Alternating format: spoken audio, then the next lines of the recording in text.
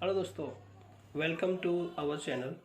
My name is Mayank. I am a CMA final students. Recently June 2022 में मैंने अपना CMA inter clear करा है। इस वीडियो का बनाने का मोटो क्या है? In the video we will discussing about what is my experience actually during the course of examinations, and also the how to write the exam and to get to exemption in the subjects. So in this video the whole coverage is mainly is for the how to present your answer and how to tackle the subjects and particular subject, and what are the strategy of your examination hall to crack the examination. So first of all we know that कि हम सभी preparation करते हैं, तो एक preparation का एक standard होता है कि आपको ऐसे प्रिपरेशन करनी है। जैसे सपोज करिए कि आप पढ़े ही जा रहे हैं। अगर आप पिछला कोई भी चीज़ जो आपने पढ़ी हुई है, अगर आप उसको रिवाइज नहीं कर रहे हैं, तो ये फैक्ट है कि आप उस चीज़ को भूल जाएंगे। थोड़े टाइम बाद आप भूल जाएंगे। आपको अगर आप फ्रिक्वेंटली उस चीज़ को रिवाइज नहीं करते तो आपका क्या होगा, आप वो अच्छे से आप वो चीज़ आपने पढ़ी जो थी वो आपका थोड़े टाइम बाद आपको कहते नहीं कि आपके माइंड से इवेपोरेट हो जाएगी। आपको कुछ भी ध्यान नहीं रहेगा कि हमने क्या पढ़ा था, कैसे पढ़ा था। बट अगर हम साइमल्टेनियसली थोड़े पीरियड के दौरान, जैसे कि अगर थोड़ा फ्रीक्वेंट लेवल पर हम उसका रिवीजन भी साथ साथ करते रहें, तो इससे क्या होगा कि हमारा जो पहले जो पढ़ा हुआ है वो भी हमारा उसमें रिटेन रहेगा और साथ में नई चीज़ों को भी हम इनकॉर्पोरेट करते हुए चलेंगे। तो कुल मिलाकर इतनी बात का कहने वाला है कि आपका रिवीजन, अगर आपने कोई चीज़ करी है तो उसका रिवीजन करना बहुत इंपॉर्टेंट है। तो ये बात तो वहीं ख़त्म होती है कि अगर आप पढ़ रहे हैं तो प्लीज़ उसका रिवीजन भी करिए, ठीक है। अब देखिए, जैसे कि मेरा OM एंड SM और कंपनी लॉ एंड ऑडिट में मेरी एग्जाम्शंस आई थी, तो उसमें मैंने कैसे आंसर को प्रेजेंट करा जिससे एग्जाम्शंस के मैं ऊपर नंबर ला पाया, वो मैं आपको बताता हूँ। क्योंकि बहुत से क्या होता है कि स्टूडेंट को डाउट रहता है कि यार पढ़ तो लिया है बट समझ में नहीं आ रहा, कि मेरे को डाउट है अंदर। एग्जाम वाले दिन आपके अंदर डाउट रहेगा कि यार कैसे, मेरे तो कुछ समझ में नहीं आ रहा, मैंने इतना सब पढ़ा, मेरे को लग रहा है मेरे को कुछ नहीं आता। ऐसा होता है, ऐसा मेरे साथ भी होता है, मतलब सबके साथ ही होता है लगभग। क्योंकि ये एक उस टाइम पे ऐसा रहता है कि हम, ऐसा लगता है कि हम सब कुछ भूल रहे हैं या हमें कुछ पढ़ा हुआ समय कुछ याद नहीं है। ऐसा आपको भी लगता होगा, ठीक।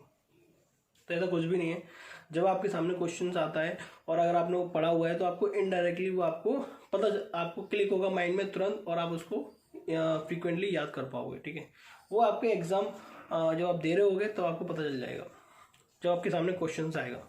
तो देखिए क्या होता है, जैसे मैंने कंपनी लॉ का कैसे पढ़ा। सबसे पहले तो मैं स्टडी मटेरियल से ही पढ़ा था। मैं आपको बता दूं, क्लियर कट बता दूं कि मैं स्टडी मटेरियल से पढ़ा। बार बार मैं उस चीज़ को रिवाइज करता रहता था। जिससे क्या है कि जैसा नहीं कि मैंने एक चैप्टर पढ़ लिया तो अब मैं पढ़ूंगा ही नहीं उसको बाद में। मैं उसको फ्रीक्वेंटली मैं उसको रिवाइज करता रहता था, ठीक है। और जैसे मान लो कोई अगर मैं चैप्टर पढ़ रहा हूँ ना, जैसा नहीं कि मैं केवल क्वेश्चन जैसे क्वेश्चन कर लिए, रट लिए। तो क्वेश्चन होते हैं, रट लेते क्वेश्चन को, जैसे होगा। मैंने बिहाइंड द लॉजिक जैसा क्यों होता है, मैंने उस पर वर्क करा। उससे क्या होता है कि कभी एग्जाम में ऐसा क्वेश्चन बन के आ जाए जो आपकी बुक में नहीं है, और आप फिर उसको आपने तो रट के रखा है, तो वो तो चीज़ आपको आएगी नहीं, आपको लॉजिक ही नहीं पता है कि कैसे होगा, तो वो चीज़।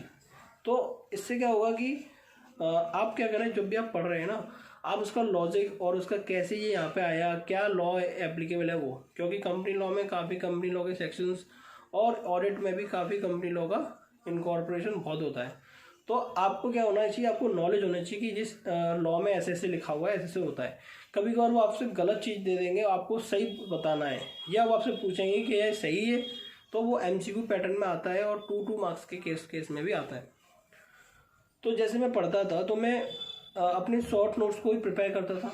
जैसे कि मान लो कि कोई भी टेक्निकल चीज़ है, जैसे मान लो कि इसका 5% ही अलाउड है, या मान लो कि जैसे अगर मैं जो आपका कंपनी अकाउंट में एक चैप्टर है जो अंडर राइटिंग कमीशन वाला, ठीक है। तो उसमें क्या है, डिवेंचर्स होल्डर को अलग, इक्विटी शेयर होल्डर को अलग। तो उसमें क्या होता है कि डिफरेंट परसेंटेज होती हैं और रिजर्व क्रिएट करने पड़ते हैं। तो वो आपको टेक्निकलिटी उसकी पता होना चाहिए, कौन सा परसेंट कितने पे बनता है, कौन सा रिजर्व यूज़ कर सकते हैं for the payment, for the buyback. ये सब चीज़ को आपको टेक्निकली पता होना चाहिए, आपको रटने नहीं चाहिए, आपको टेक्निकली पता होना चाहिए। लॉ में सब कुछ लिखा हुआ है। तो आपको क्या करना है कि शॉर्ट नोट्स बनाना है हर एक चैप्टर का। जैसे अगर आप कोई चैप्टर पढ़ रहे हो ना, तो जैसे आप स्टडी मटेरियल से पढ़ रहे हो तो साथ साथ में आप उसके शॉर्ट नोट बनाते हो। केवल आपको ज़्यादा कुछ लिखना नहीं है, बस आपको रिकॉल करने के लिए वो पॉइंट को वहाँ पे इन्वेंशन करना है। ठीक है, जैसे मान लो कि अगर मैं बात करूँ सेक्शन 55 ऑफ कंपनीज एक्ट की, जिसमें प्रेफरेंशियल शेयर का रिडम्पशन बताया गया है। सेक्शन 54 जिसमें आपका जो अगर मान लो कोई प्रीमियम है, ठीक है, तो जो शेयर्स हम इशू करते हैं, ठीक है, तो उसमें काफ़ी चीज़ें जो होती हैं कि परसेंटेज कितना परसेंटेज होगा, कितने टाइम के लिए होगा, वो सारी चीज़ आपको मतलब ऐसे शॉर्ट में लिखनी है जिससे आपको तुरंत पता चल जाएगी ऐसे होता है। ठीक है, सिक्योरिटी प्रीमियम का कैसे यूज हो सकता है सेक्शन 52 के अकॉर्डिंग। ठीक है, और 54 में बेसिकली डिस्काउंट का होता है कि आप शेयर को डिस्काउंट पे इशू कर सकते हैं और अपने एम्प्लॉय को। ठीक है, तो उसमें आपको कितने मतलब जो उसमें प्रोविजंस जो दे रखे हैं ना, वो आपको पता होना चाहिए। रटने नहीं होना चाहिए, आपको पता होना चाहिए। अगर आपसे कोई क्वेश्चंस MCQ में आता है या 2 नंबर के क्वेश्चन में आता है तो आपको पता होना चाहिए। जैसे आया था 2 नंबर के में कि आपको बताइए कि कौन से रिजर्व यूज़ कर सकते हैं। जो 2 नंबर बता रहा हूँ, बी सेक्शन में आया था कि हम कौन से रिजर्व को यूज़ कर सकते हैं for the buyback and also to the bonus issue जब हम करते हैं, तो which reserve can be used to pay off and also to issue the shares. ठीक है, तो इस तरह की बातों को आपसे पूछ लेते हैं। तो आपको एक मार्क्स की इंपॉर्टेंस है भाई, तो ये तो आपको करना ही पड़ेगा। तो हमेशा आप लॉजिक के बिहाइंड द लॉजिक भी आप काम करिए और क्वेश्चंस की प्रैक्टिस करिए और स्टडी मटेरियल से पढ़िए। ठीक है, बार बार पढ़ेंगे तो ज़्यादा समझ में आएगा। एक बार पढ़ के छोड़ देंगे तो लॉजिक भी पता नहीं चलेगा और ना ही आप उसको रिटेन कर पाओगे। तो बेटर है कि लॉजिक और फ्रीक्वेंटली लेवल पर आप उसको रिविजन करें, then we are a good condition to study. ये आपकी होती है गुड कंडीशन स्टडी। फिर जब आप पूरा स्टडी मटेरियल हो, आपके क्वेश्चन चैप्टर खत्म हो गए, आपने शॉर्ट नोट्स बना लिए हैं, आप उसको फ्रीक्वेंटली बार रिवाइज कर चुके हैं, आपको माइंड में वो सारी चीज़ आ चुकी हैं, अब आप प्रीवियस ईयर के क्वेश्चन पेपर उठाइए, प्रीवियस ईयर क्वेश्चन पेपर देखिए और पढ़िए। मतलब बिना देखे, केवल आपके पास आंसर नहीं होना चाहिए, बिल्कुल पढ़िए। फिर आंसर आप टिक कर दीजिए आपके अकॉर्डिंग कौन सा सही है, फिर आप आंसर से मैच करिए, देखिए आपका काफ़ी ज़्यादा आपके आंसर सही निकलेंगे। मेनली हो सकता है कि 1-2 थोड़े बहुत गलत भी निकले, बट अगर आपने अच्छे से पढ़ा है तो प्रोबेबिलिटी है कि 90% आपके आंसर सही निकलेंगे। ठीक है, और इससे क्या होगा कि अगर कुछ छूट जाएगा तो वो भी आपको पता चल जाएगा कि हम कहाँ पर लैग कर रहे हैं या हमारा कौन सा टॉपिक कम तैयार है जिसमें हम ज़्यादा गलती कर रहे हैं, इससे पता चल जाएगा। प्रीवियस ईयर के पेपर जैसे 2016 के बाद जितने भी पेपर हुए आप लगा सकते हैं, क्योंकि 2000 सिलेबस वहीं से स्टार्ट हुआ था, मैंने भी वहीं से करे थे। मैंने कोई ज़्यादा 10 साल के नहीं करे, मैंने केवल 2016 के बाद जितने भी पेपर हैं उनको। और ऐसा नहीं कि आपको प्रीवियस पेपर आपने एक बार कर लिया तो तुरंत, आपको फ्रीक्वेंटली लेवल पर करना है और हर बार चेक करना है कि मेरे जो मार्क्स जो आ रहे हैं वो एक्चुअल में इंक्रीज भी हो रहे हैं या डिक्रीज हो रहे हैं, वो आपको मेज़र करना है। ठीक है, फिर जब क्या होता है, जब आप कर लें, ठीक है, और फिर इसके साथ साथ भी आपको रिवीजन करना है जो भी आपने पढ़ा हुआ है। और जब आप ये कर लें तो फिर आप एक अच्छी कंडीशन में आ जाते हैं कि हाँ आपने प्रिपरेशन काफ़ी अच्छी कर ली है। जब आपका इंस्टीट्यूट बेसिकली CMA इंस्टीट्यूट अगर आपका ये मॉक टेस्ट निकालता है तो आपको मॉक टेस्ट भी सॉल्व करना है। एटलीस्ट आपको जो बता रहे हैं आपको एक पैटर्न को, क्राइटेरिया को समझना है और आपको सारे क्वेश्चंस करने हैं। ठीक है, तो इससे क्या होता है कि ये आपको एक बेटर स्टडी प्लान आपके पास आ जाता है और हर चीज़ का आपके पास नॉलेज आ जाती है इस तरीके से। अब इसके बाद आपको क्या करना है, अब जब जैसे आपने तैयारी कर ली हो, आपको लग रहा हो अब एग्ज़ाम का दिन आ गया है। ठीक है, एग्ज़ाम के दिन थोड़ा सा जैसे मान लो कि कल एग्ज़ाम है, तो आज आपको ऐसा लगता है कि यार क्या करूं, मेरे को समझ में नहीं आ रहा। ठीक है, मैंने उस टाइम पे क्या करा था मैं आपको बताता हूँ। जैसे कल पेपर है, लास्ट पेपर था मेरा कंपनी अकाउंट्स एंड ऑडिट का, पेपर नंबर 12।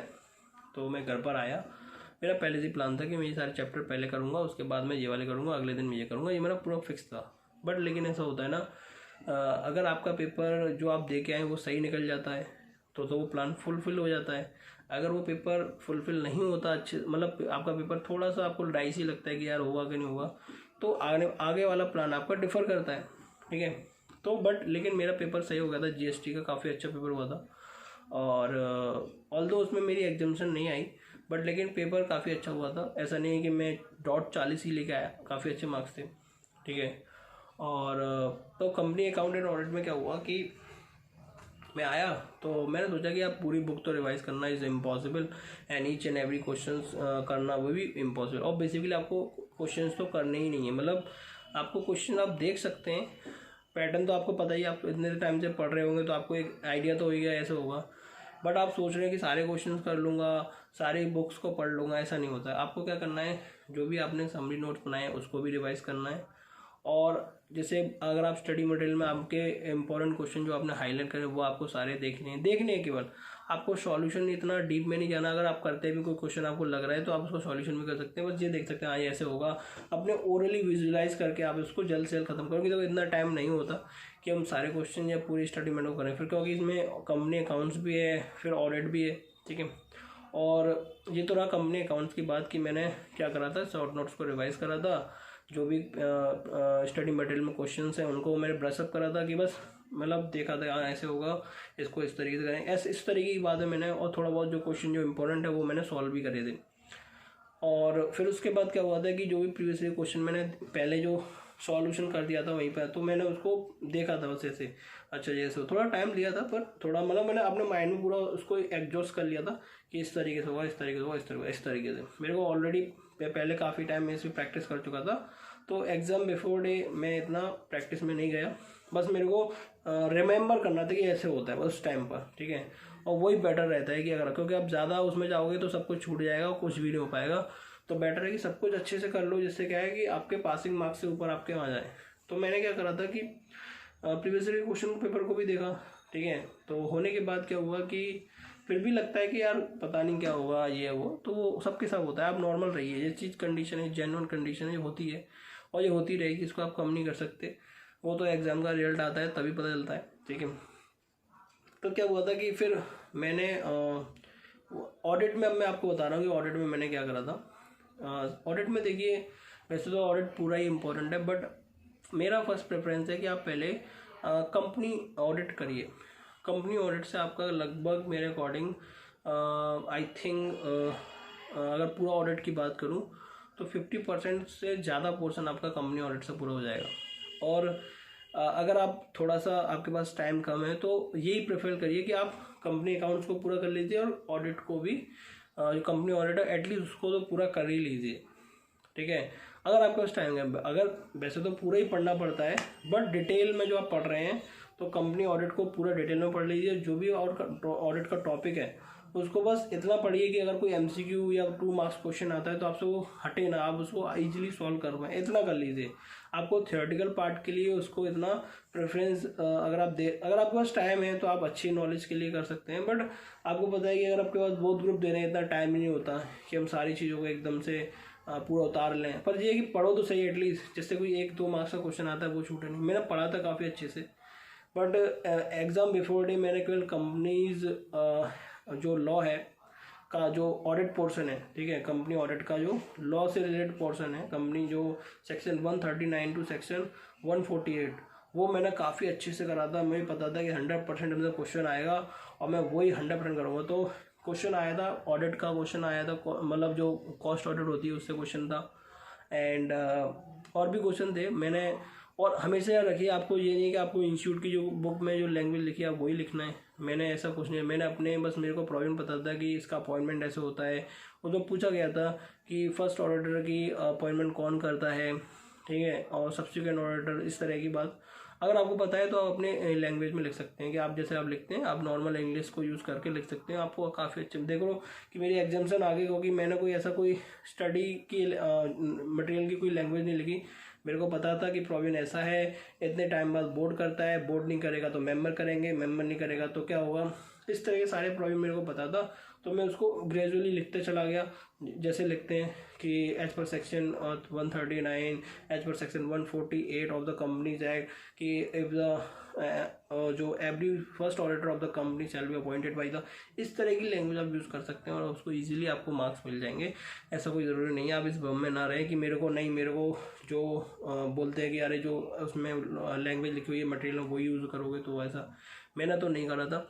और ये फिर क्या है कि आप जो भी ऑडिट के, जैसे ऑडिट में क्या है कि आपको लिखने की प्रैक्टिस नहीं करनी, आपको क्या करना है, जब आप ऑडिट जब रिवीजन कर रहे हैं तो केवल आप सेक्शंस में जो चीज़ें हैं उसको रिवीजन करिए, और उस रिवीजन में ये देखिए कि अच्छा फर्स्ट ऑडिटर इसके थ्रू अपॉइंट होता है, वो टिल द 6th AGM इस तरीके से। और जैसे फर्स्ट ऑडिटर जो होता है, ऑल्दो मेरे को इतना प्रोविजन अभी नहीं पता, बट मैं आपको बता रहा हूँ कि जैसे कोई भी प्रोविजन है वो आपको दिमाग में होना चाहिए। ये नहीं कि आपको पूरा स्टडी मटेरियल को रीड कर रहे हैं, ये पता होना चाहिए अच्छा ये हो रहा है, बस आपको लिखना नहीं है उस एग्जाम बिफोर डे, आपको लिखना नहीं है, बस ये पता होना चाहिए हाँ सेक्शन 138 क्या है, सेक्शन 144 क्या है, सेक्शन 142 जैसे आपका रेम्यूनरेशन का है, सेक्शन आई थिंक सेक्शन 142, तो आपको पता होना चाहिए। ठीक है, कभी कभार सेक्शन से भी आपके MCQ आ जाते हैं, और सेक्शंस के अंदर जो पूरा लॉ है वो आपको पता होना चाहिए, वो भी क्रिस्प मैनर में, ऐसा नहीं आप पूरा पढ़ के समझ रहे हैं। आपको एग्जाम बिफोर डे बिल्कुल एकदम सेक्शन देखते ही आपके दिमाग में पता चल जानी, प्रोसेसिंग स्टार्ट होनी चाहिए कि हाँ ऐसे होता है ऐसे होता है, इस तरीके से। यही आपका मेन वो है, और मैंने भी ऐसे ही करा था। ठीक है, और जो भी क्वेश्चंस हैं बस उसको एक बार गो थ्रू कर लीजिए, एंड और जो भी करना नहीं है कुछ, अगर क्वेश्चन आपको इम्पोर्टेंट लगते हो तो वो सॉल्यूशन भी करिए, अगर आपको नहीं लगता तो आप जल्द से जल्द इसको ख़त्म कर सकते हो। ऐसे ही आपका ख़त्म होगा सिलेबस, अदरवाइज आप सोचोगे एग्जाम बिफोर डे नहीं होगा। और अगर हाँ आपने जो समरी नोट्स बनाए हैं उसको तो आपको रिवाइज करना ही करना है, अदरवाइज आपने सब कुछ छोड़ दिया। आप बेशक कितने महीने पढ़े हो, अगर आपने वो सब चीज़ रिवाइज नहीं करी तो आप मुश्किल में पढ़ सकते हैं एग्ज़ाम वाले दिन, क्योंकि आपको ये काम तो अभी से करने पड़ेंगे। देखो एग्ज़ाम में जो 8 दिन होते हैं ना, उसकी तैयारी तुम्हें आज से करनी पड़ेगी। आप सोचोगे मैं बाद में कर लूँगा, वो नहीं हो पाएगा, क्योंकि इतना प्रेशर होता है। मैं उस 8 डेज़ में क्या बताऊँ मैं आपको, बहुत प्रेशर होता है। जो बोर्ड ग्रुप देते हैं ना उनके लिए तो पूछो मत क्या हालत होती है उनकी, क्योंकि CMA के एग्ज़ाम में आपको पता है कि कोई ब्रेक तो देता नहीं है। तो 8 डेज़ लगातार आपके एग्ज़ाम होते हैं। फिर अब सोचो कि इतने आप लौट के आओगे, फिर पूरा अभी ऑलरेडी आप इतना सब प्रोविजन दूसरे सब्जेक्ट का पढ़े हो, फिर दूसरा सब्जेक्ट बिल्कुल डिफरेंट होगा, टू मच हेडेक। आपको अभी से प्लान करना पड़ेगा मेरे को 8 डेज़ में क्या पढ़ना है। समरी नोट्स बनाइए, समरी नोट्स में जब वो एग्जाम बिफोर डे आओगे ना तो उसको रिवाइज करिए, स्टडी मटेरियल में इंपॉर्टेंट क्वेश्चन को गो थ्रू कीजिए, प्रीवियस ईयर क्वेश्चंस को गो थ्रू कीजिए, MCQ जो भी है सबको रिवाइज करिए, प्रोविजन को रिवाइज करिए, इस तरीके से आप कर सकते हैं। तो thank you guys for watching this video. जैसे मान लो कि सब्जेक्ट काफ़ी हैं तो मैं और सब्जेक्ट के बारे में भी एक पर्टिकुलर सब्जेक्ट की पर्टिकुलर वीडियो बनाऊंगा, जिससे आपको क्लैरिटी आएगी आपको क्या करना है। ठीक है, ये तो कंपनीज अकाउंट्स एंड ऑडिट की थी, पेपर नंबर 12 की, तो आने वाले टाइम में वो भी आएंगी। तो प्लीज़ इस चैनल को सब्सक्राइब करिए, और अपने फ्रेंड्स जो भी एग्ज़ाम देने वाले हैं उनको शेयर कीजिए। और अगर आपको कोई क्वेश्चंस हैं, आपको कोई मान लो कि आपको कोई डाउट है या आपको कुछ परेशानी है, तो you can easily ask in your comment box, I can definitely help you. तो अगर आप पूछेंगे तभी आपको पता चलेगा। ठीक है, और इस चैनल से जुड़ जाइए। मैं अभी CMA फाइनल की ट्रेनिंग के लिए, अभी मेरी ट्रेनिंग स्टार्ट नहीं हुई है, बट मैं ट्रेनिंग स्टार्ट मेरी हो जाएगी। तो आपको क्या करना है, जो भी आपके प्रोसेस है वो मैं सब इस पर बताता चलूँगा, कि जिससे अब आप इंटर क्वालिफाई करके आओ ना, तो जो टाइम आपका वेस्ट नहीं होना चाहिए कोई भी, आपको प्रोसेस पता होना चाहिए आपको क्या करना है आगे, तो सारी चीज़ आपको इससे पता चलती रहेंगी। तो ठीक है गाइस, इस वीडियो को यहीं ओवर करते हैं, मिलते हैं अगली वीडियो में। Thank you guys, please subscribe this channel and मिलते हैं अगली video. Tata bye bye, take care.